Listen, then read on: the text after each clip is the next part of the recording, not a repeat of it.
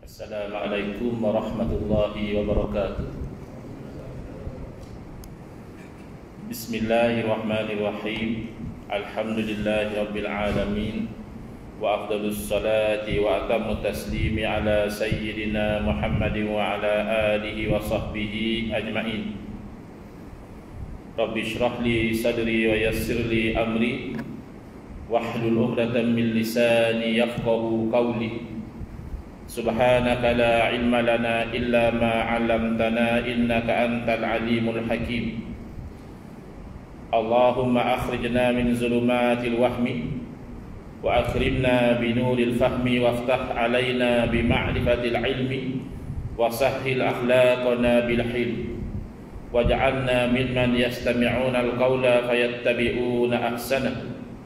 Allahumma ati nufusana taqwaha wa zakkiha anta khairu man zakkaha anta waliyuha wa maulaha.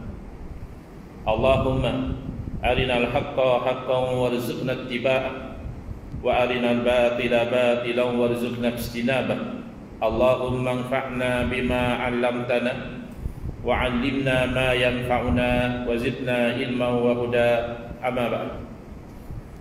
Alhamdulillah, muslimin, muslimat, hadirin hadirat yang saya hormati, moga-moga kita semua dirahmati dan diberkati oleh Allah Subhanahu wa taala, dan moga-moga kita semua dikurniakan oleh Allah taala kefahaman yang baik di dalam urusan agama kita dan keikhlasan yang mantap di dalam menuju ridha Allah Subhanahu wa taala. Malam ni insya-Allah kita akan menyambung pengajian kuliah bulanan kita yang terpaksa diubah tarikhnya ke hari ini menggunakan kitab Kekeliruan Umat.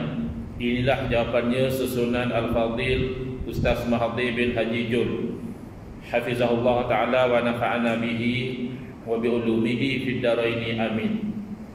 Kita sampai ke muka surat berapa? 242. Alhamdulillah.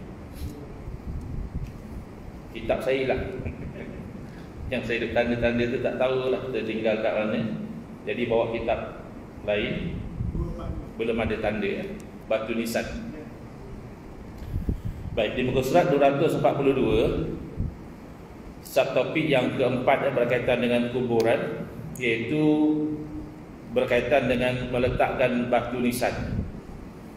Soalan: apakah dalil dibolehkan meletakkan batu nisan di kuburan? Kotlah orang zaman sekarang ni macam-macam dia punya idea. Tak ada dalil ni letak batu nisan, kotlah timbul macam itu. Cuma setakat yang saya perhati kat Malaysia ni belum ada lah yang kata tak ada dalil letak batu nisan. Belum jumpa. Kalau orang lain jumpa mungkin juga. Tapi kalau tak ada dalil zikir lepas solat tu ada, dah jumpa yang tu. Tak ada dalil doa secara berjamaah, imam doa, makmum aminkan, itu dah jumpa. Tak ada dalil selawat selang-selang tarawih, itu dah jumpa lah. Tapi kalau yang ini belum jumpa lagi, tapi tak apa, kita ambil tahu. Kalau timbul jawapan dalil meletakkan batu nisan di kubur. Hadis bahawasanya Nabi SAW meletakkan sebiji batu yang besar yang kita panggil nisan itulah di sisi kepala, yakni bahagian kepala kubur Sayyidina Uthman bin Maz'un, dan Nabi SAW bersabda, maknanya tujuannya, objektif dari letak batu nisan itu apa dia? Agar diketahui dengannya kubur saudaraku, supaya aku boleh mengebumikan padanya sesiapa yang mati daripada keluargaku. Jadi tujuan letak batu nisan itu sebagai tanda bahawa si fulan bin si fulan itulah yang dikebumikan di situ. Kodlah kalau ada nak kebumikan orang yang kawan karib dia ke, kaum kerabat dia ke, tahu di sini maknya. Jadi anaknya meninggal tanam di kubur di sisi kubur ibu dia, ataupun ini kubur suaminya, jauh lagi isteri dia meninggal tanam di sisi kubur suaminya, boleh.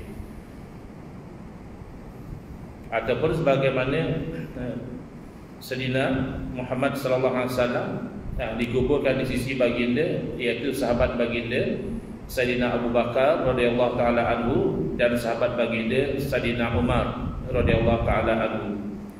Dari para ulama berpandukan kepada dalil tadi, menyebutkan misalnya dalam kitab I'anatul Talibin, Syekh Abu Bakar Syarta Ad-Dimyati rahimahullah taala menjelaskan, dan disunatkan meletakkan batu atau kayu sebagai tanda kan. Batu boleh, kayu juga boleh, maknanya yang boleh menjadi tanda di sisi kepala mayat, di bahagian kepala, kerana bahawasanya Nabi SAW meletakkan sebiji batu besar di sisi kepala, yakni kubur Sayyidina Uthman bin Maz'un radhiyallahu ta'ala anhu, dan Nabi SAW bersabda, agar diketahui dengannya kubur saudaraku, supaya aku boleh mengemumikan padanya sesiapa yang mati daripada keluargaku.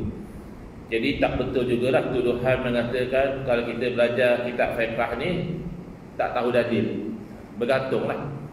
Kalau kita belajar kitab fiqh yang ringkas, yang serada nak cerita hukum, biasanya memang dia tak sebut dalil. Dia hanya sebut hukumnya apa, syaratnya apa, yang membatalkan apa. Dia tak bawa dalil. Kerana objektif dia nak cerita hukum saja. Tapi kalau kitab yang pertengahan dan ke atas, biasanya dia akan sebut juga dalil macam di sini. Sunat dan tak batu nisan terus diceritakan dalil daripada hadis Nabi sallallahu alaihi wasallam. Bahkan kalau yang lebih tinggi, ada kalanya disebut pula pandangan yang berbeza. Dalam soal ni tak ada khilaf lah. Di tempat-tempat yang ada khilaf, kalau kitab-kitab yang besar dia bagi tahu ada ulama yang berpandangan berbeza dari apa yang kita pegang. Dalil mereka begini, sedangkan dalil kita begini. Itu kitab yang besar-besar. Baik, subtopik yang kelima, iaitu masalah meninggikan kubur. Kubur tu kalau kita dah kebumikan jenazah, kita kambuskan dengan tanah, boleh saja dia jadi rata. Tapi kita tinggikan, adakah boleh? Jawapan, ianya secara umumnya harus, diharuskan, boleh. Di mana dalil? Itu kejadian yang sama, iaitu hadis ketika Sayyidina Uthman bin Maz'un meninggal dunia radhiyallahu ta'ala anhu. Rasulullah SAW keluar menziarahi jenazahnya. Setelah dikebumikan, Rasulullah SAW meletakkan sebuah batu yang besar di atas kuburnya dan bersabda, ata'arrafu biha qabra akhi, supaya dapat aku tahu dengan batu yang besar tadi kuburan saudaraku. Wa urfinu ilahi man mata min ahli ila jiwarihi, dan aku nanti akan menkuburkan di sisinya itu siapa yang meninggal dunia di kalangan ahli keluargaku, dikuburkan di sisi kuburan tadi. Batu tersebut sangat besar dan berat, sehingga Zaid bin Harisah radhiyallahu ta'ala berkata, kami mengetahui siapa di antara kami yang paling kuat yang telah menganjak batu tersebut ke atas kubur Uthman bin Maz'un radhiyallahu ta'ala anhu. Ini hadis riwayat Imam Bukhari dan Imam Abu Dawud. Apa kaitan meninggikan? Iaitu sama-sama menjadi tanda bahawa ini kuburan. Baik, yang keenam, yang ini kadang-kadang jadi isu. Jadi siap bergaduh lagi. Abang nak buat, adik tak nak buat, adik nak buat, abang tak mau. Bid'ah, Nabi tak buat dan sebagainya. Ya. Dah diterangkan. Talqin kita dah terangkan itu lagi. Sebab masa tu ada isu tazkirah atas kubur ya. Jadi kita dah huraikan talqin, selesai alhamdulillah. Tapi kesimpulannya, kalau kita nak lihat di muka surat 247, kalau dalam mazhab Syafi'i, Imam Nawawi rahimahullah taala menyebutkan dalam kitab Al-Majmu', wa amma talqinul mayyit ba'da dafni faqad qala jama'atun wa katsirun min ashabina bi istihbabihi.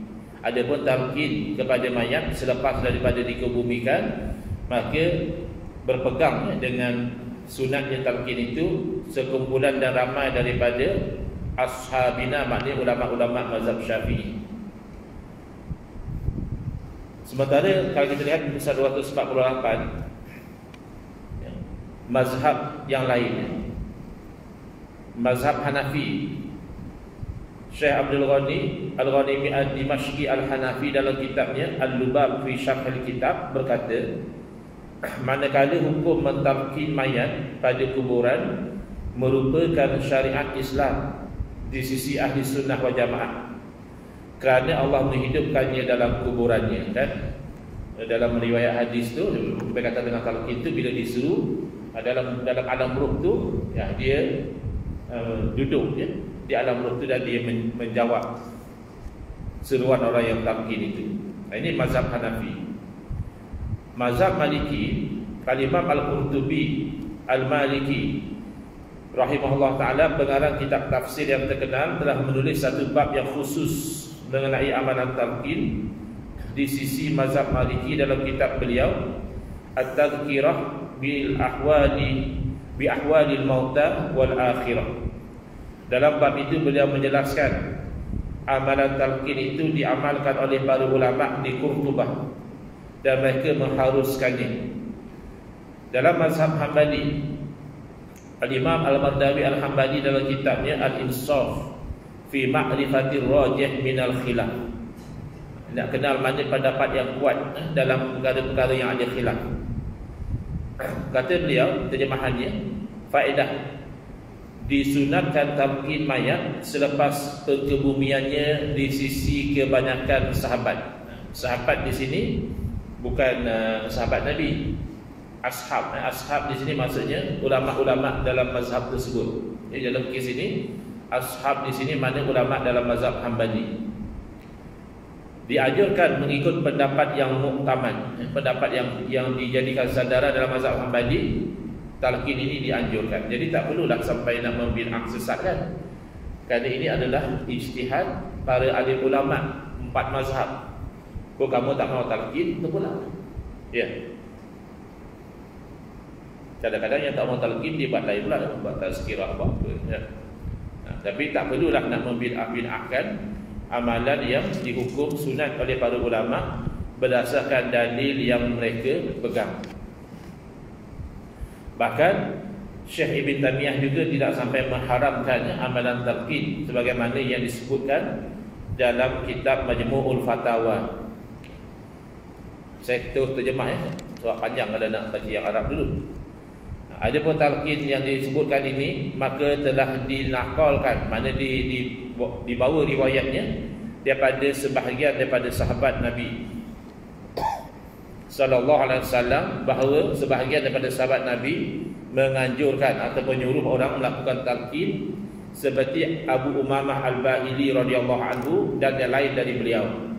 Jadi golongan yang anti talqin, dia kata riwayat tu tak kuat. Tak apalah, itu penilaian kamu yang rasa tak kuat. Kamu tak boleh memaksakan penilaian kamu terhadap ijtihad para fuqaha. Kerana para fuqaha bila mereka berfatwa, ada kemungkinan walaupun dari segi sanad mereka melihat satu riwayat hadis itu tidak kuat, tapi ada sebab kenapa mereka memfatwakan bahawa ianya sunat. Kerana tak kuat bukan berarti palsu.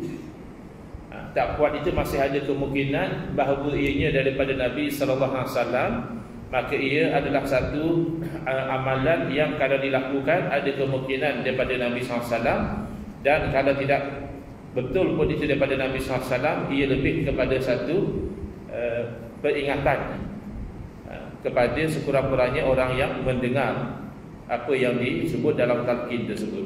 Tapi kita tahu dalam bab yang ke-4 dahulu bahawa hadis yang dhaif itu masih diamalkan selagi mana bukan untuk menetapkan halal haram, sah batal, sekadar menceritakan tentang kelebihan beramal.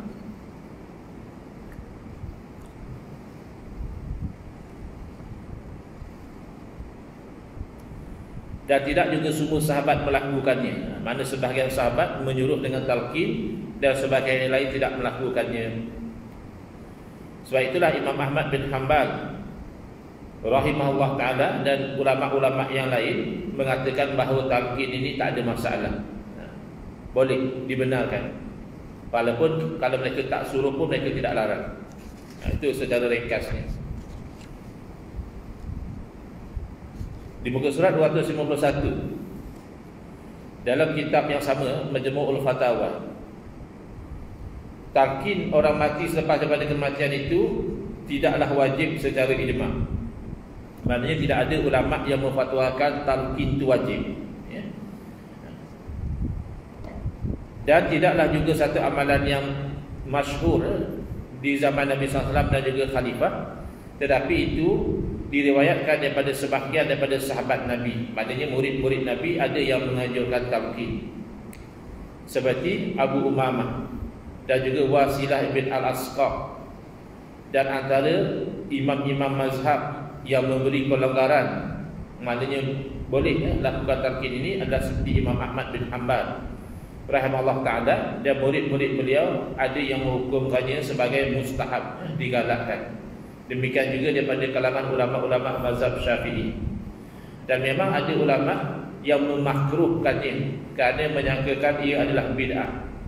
Maka pendapat dalam isu talqin ini 3. Ini mengikut Al-Imam Ibn Taimiyah, iaitu istihbab, yang disunatkan, wal karahah makruh, wal ibahah iaitu harus.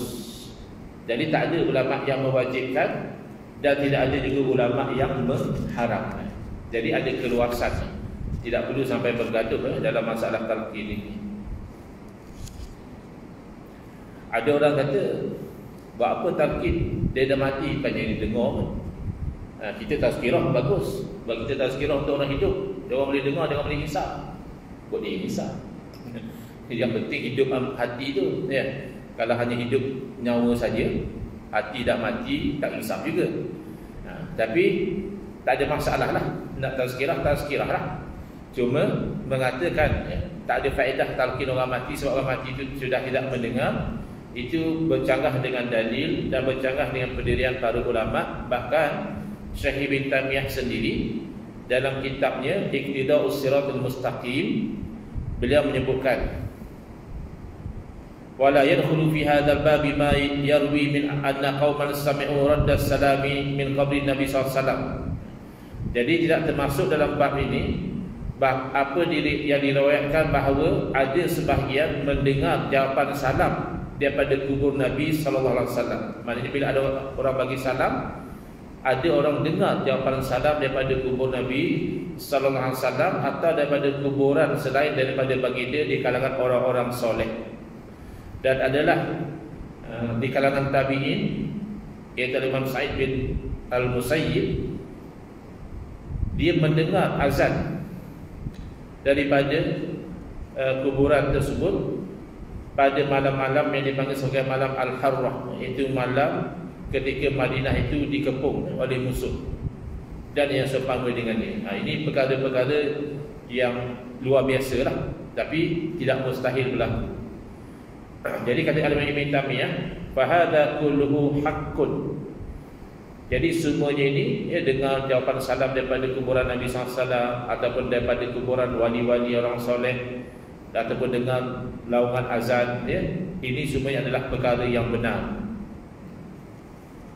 Berbeza dengan sebahagian daripada orang yang mengidolakan Al-Imam Ibn Taimiyah, mereka begitu sinis dan memperli kejadian-kejadian yang pelik, yang luar dari kebiasaan, seolah-olah perkara itu mustahil berlaku. Syekh Ibn Al-Qayyim, iaitu murid pada Al-Imam Ibn Taimiyah, mengatakan amalan talqin sudah diketahui semenjak zaman Imam Ahmad bin Hanbal rahimahullah ta'ala dan sebelumnya. Maknanya semenjak zaman salaf. Jadi yang ditalqin ni, dia mungkin tak baca, ya, pandangan para ulama yang menisbahkan amalan ini semenjak dari zaman salaf. Beliau berkata di dalam kitabnya Ar-Ruh, mentalqinkan mayat selepas dikebumikan merupakan amalan yang telah tersebar di Syam. Syam sekarang meliputi Palestin, Jordan, Syria dan Lebanon. Pada zaman Imam Ahmad bin Hanbal rahimahullah ta'ala Dan sebelum daripada itu lagi, maknanya zaman salaf telah diamalkan talqin. Jadi orang yang baru nak terkejut ni, baru macam rasa-rasa dia nak beramal dengan agama ni, dia sangkakan talqin ni hanya perkara baharu, perkara bid'ah. Begitu juga di Kurtubah dan kawasan-kawasan sekitarnya.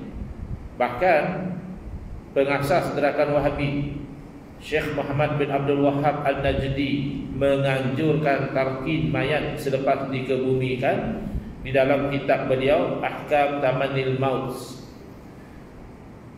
Dan juga beliau memperakui dalam kitab yang sama tentang adanya kehidupan di alam kubur. Selesai. Jadi kesimpulan bab talqin ini, ramai ulama yang mensunatkannya atau mengharuskannya, dan memang ada juga ulama yang menghukumnya makruh, tidak ada yang mengharamkan, tidak ada yang mewajibkan. Subtopik yang ketujuh, masalah membaca Al-Quran di kubur. Sebab ada orang kata tak boleh baca Quran di kubur. Bahkan dia kata Imam Syafi'i tak bagi. Kamu mengaku mazhab Syafi'i, tak ikut pun Imam Syafi'i tak bagi baca Quran di kubur, betul ke? Atau hanya sembang saja? Soalan, bolehkah membaca Al-Quran di kuburan? Jawapan, Ahlul Haq, yakni Ahli Sunnati wal Jamaah, telah ijma', yakni telah sepakat boleh membaca Al-Quran untuk mayat, untuk orang yang telah meninggal dunia, dan bacaan itu bermanfaat bagi si mati dan pembacanya. Disebutkan dalam hadis, ini secara khusus ya, Nabi SAW bersabda, Iqra'u ala mautakum Yasin. Hendaklah kamu membaca untuk orang-orang yang mati di kalangan kamu itu surah Yasin. Memang boleh juga mautakum ini berarti orang yang hampir mati, boleh jadi. Tetapi yang zahir, makna yang asal dari mautakum, orang yang telah mati. Jadi kalaupun kita nak menerima orang yang hampir mati juga termasuk dalam hadis ini, tidak akan sampai menolak orang yang telah mati, kerana itu yang asal. Maka boleh kita baca Yasin untuk orang yang nazak, yang hampir mati. Dan jelas daripada hadis ini boleh kita baca Yasin bagi orang yang telah meninggal dunia. Imam Asy-Syaukani berkata, hadis ini darajatnya hasan. Tidak ada beza bacaan Yasin daripada jemaah yang hadir di sisi orang mati atau di atas kuburannya dengan membaca seluruh ayat Al-Quran atau sebahagiannya bagi orang mati. Bacanya itu di masjid atau di rumah, tak ada beza, boleh. Nak baca di sisi mayat sebelum dikebumikan boleh. Nak baca selepas dikebumikan di kuburan juga boleh. Nak baca di rumah juga boleh. Nak baca di masjid juga boleh. Tapi ada sedikit sekarang, kalau kita baca di kubur, dia kata tak boleh. Dia baca di masjid. Ini menyempitkan perkara yang luas. Tidak semua ibadah dia mesti dilakukan di tempat tertentu. Banyak ibadah ada kelonggaran. Memang tak nafikanlah macam ibadah haji itu tak boleh lah, mesti dekat di Kaabah lah, atau wukuf tu mesti di Arafah lah, mabit tu mesti di Mina. Tapi banyak ibadah lain seperti baca Quran, dari segi tempat itu tidak disempitkan. Banyak tempat boleh baca Quran. Kemudian Imam Daruqutni meriwayatkan daripada Sayyidina Ali radhiyallahu anhu daripada Nabi SAW, man marra ala maqabir faqara'a qul huwallahu ahad 11 marratan thumma wahhaba ajraha lil amwati mu'tiya minal ajri bi adadil amwati.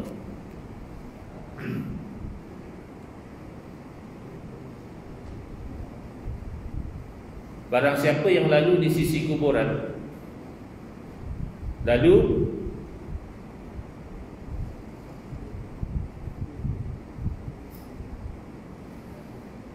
dia membaca qul huwallahu ahad 11 kali dan dia menghadiahkan pahala itu kepada si mati, maka dikurniakan pahala sejumlah orang-orang yang ada di kuburan itu, sejumlah orang yang mati dalam kuburan tersebut.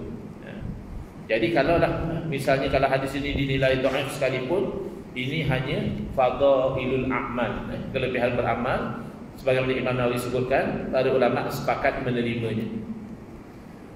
Membaca surah Al-Baqarah di kuburan adalah amalan tradisi orang Ansar. Untuk kita ni kan, kadang-kadang juga lah suruh baca Baqarah. Kubur Allah sebelah kali itu kita gagah lah. Ya, kalau suruh baca Baqarah dengan nyambung dengan apa kita orang Melayu ni dah tak faham sana. Kalau faham tu boleh kita rasa khusyuk dengan ayat Quran ni. Bila tak faham, campur dengan gelam, campur dengan nyamuk, kan? Kubur Allah sebelah kali. Kubur lah. Ya. Tapi dari segi amalan, ini adalah amalan tradisi golongan Ansar. Hafaz bin Ghiyas menceritakan kepada kami daripada Mujahid daripada Asy-Sya'bi, beliau berkata, rahmatullahi alaihi, kanatil ansaru yaqra'una indal mayyiti bi suratil Baqarah. Orang kita baca Fatihah pun malam. Ni apa ni? Asal orang mati Al-Fatihah, Al-Fatihah. Tak ada surah lain ke? Tidak Al-Baqarah sekali, tengok dia macam mana. Dimaklumkan kepada jemaah, saudara kita baru meninggal dunia, Al-Baqarah. Baru tahu. Bukan jam juga nak habis kan. Wujudlah Al-Fatihah kita hafal. Pendek. Umul hitam. Pendapat ulama Al-Imam Syafi'i rahimahullah ta'ala berkata, "Lau qara'u inda qabrihi syai'an minal Qur'ani kana hasana, walau qara'ul Qur'ana kullahu kana ahsana." Ini yang kata Imam Syafi'i larang. Dia kata Imam Syafi'i tak bagi baca Quran untuk orang mati. Mana ada? Ini mereka-reka. Yang ada riwayat daripada Imam Syafi'i rahimahullah ta'ala adalah kalau orang tu baca Quran untuk si mati, sampai pahala pada si mati atau tidak. Jadi ada riwayat dari Imam Syafi'i mengatakan tak sampai. Bukan tak boleh, boleh, tapi pahala itu untuk kamu yang baca, bukan untuk si mati. Jadi riwayat daripada Imam Syafi'i rahimahullah ta'ala itu bukan isu boleh ke tak boleh baca Quran untuk si mati. Itu sepakat, semua ulama kata boleh. 3 mazhab kata sampai pahala. Satu riwayat dari Imam Syafi'i kata tak sampai, bukan tak boleh. Mana kalau kamu baca ikut kaul tu, pahala dapat kat kamu. Itu pun Al-Imam Zakaria Al-Ansari, ulama mazhab Syafi'i sendiri, Syekhul Islam, mengatakan bahawa yang kata tak sampai itu pertama kalau tak dibaca di sisi mayat. Kalau dibaca di sisi mayat jadi. Yang kedua kalau tidak diniatkan. Kalau diniatkan jadi. Yang ketiga kalau tidak didoakan. Kalau didoakan jadi. So itu kita bila kita buat tahlil arwah, kan kalau imam tu dia akan baca, ataupun kepada tahlil tu dia akan baca Allahumma ausil sawaba ma qara'na minal Quran dan seterusnya. Ya Allah, sampaikanlah pahala apa yang kami baca itu. Kerana meraihkan huraian daripada ulama Syafi'i tentang pendapat Imam Syafi'i rahimahullah ta'ala. Adapun baca Quran di sisi kubur, inilah pendapat Imam Syafi'i. Lau qara'u, kalaulah mereka itu membaca di sisi kubur si mati itu sesuatu ayat daripada Al-Quran, maka itu adalah sangat elok. Maknanya baca satu surah, 2 surah, itu elok. Dan kalaulah mereka membaca Quran itu ke semua sekali sampai khatam, maka itu lebih elok. Ini pendapat Imam Syafi'i. Mana yang kata Imam Syafi'i larang tu? Saya selalu tanya, yang kata popular Facebook Imam Syafi'i larang. Dia kata cuba bawa mari perkataan Imam Syafi'i itu dalam kitab mana? Muka surat berapa? Yang kata Imam Syafi'i larang tu di mana? Baik.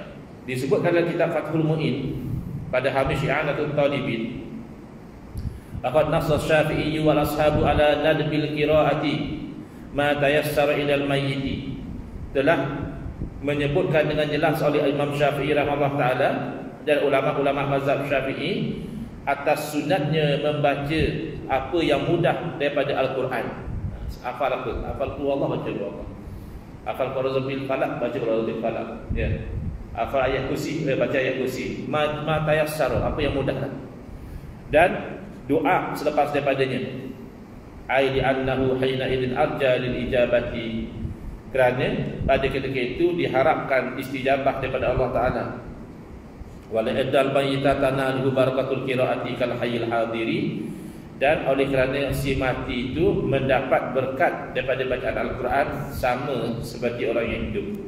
Kita orang hidup, kalau ada orang baca Quran dekat dengan kita ada berkat. Kalau kita tak faham pun ada berkat.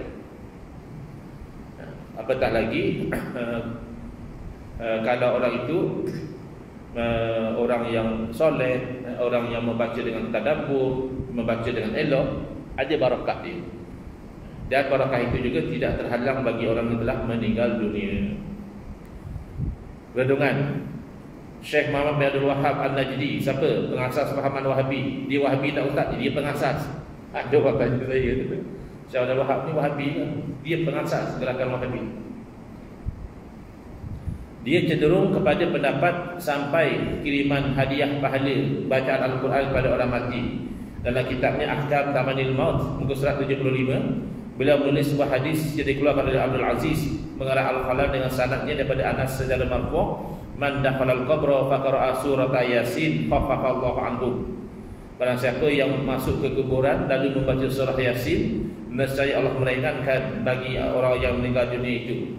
Dan bagi orang yang membaca itu, pahala bilangan orang yang dalam berkuburan itu sebanyak-banyak kebaikan. Dalam kitab yang sama, Syekh Abdul Wahhab juga menganjurkan membaca surah-surah dalam Al-Quran dan menghadiahkan pahala kepada semua ahli kubur.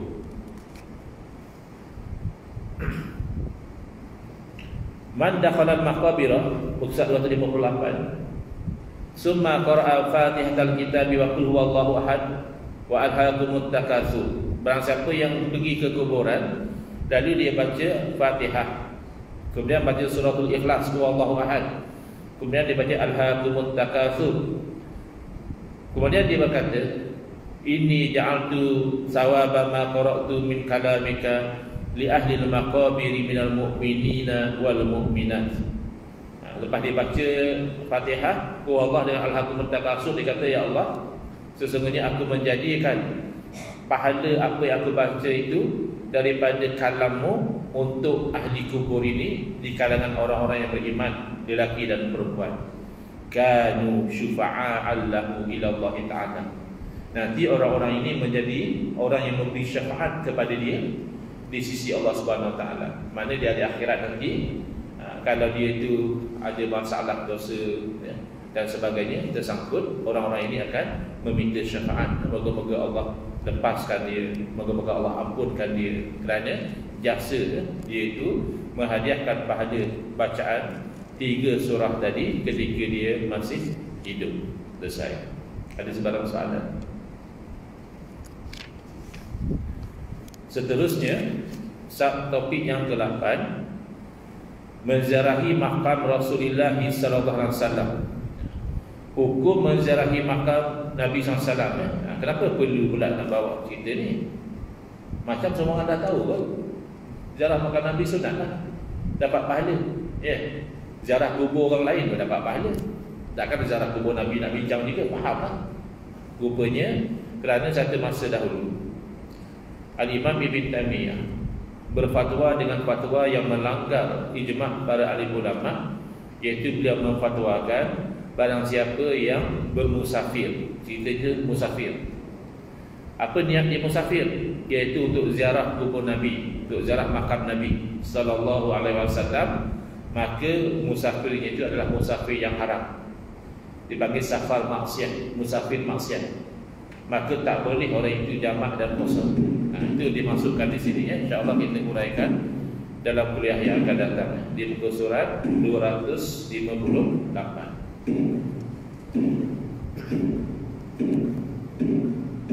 Bismillahirrahmanirrahim. Alhamdulillahirabbil alamin. Wassalatu wassalamu ala asyrafil anbiya'i wal mursalin wa ala alihi wa sahbihi ajma'in. Allahumma shrah sudurana wa ahsin akhlaqana wa ahsin ujurana wa nawwir qulubana bi nuri hidayatika kama nawwara bi nuri syamsika abadan abada bi rahmatika ya arhamar rahimin. Walhamdulillahirabbil alamin. Amin ya rabbal alamin. Walhamdulillah.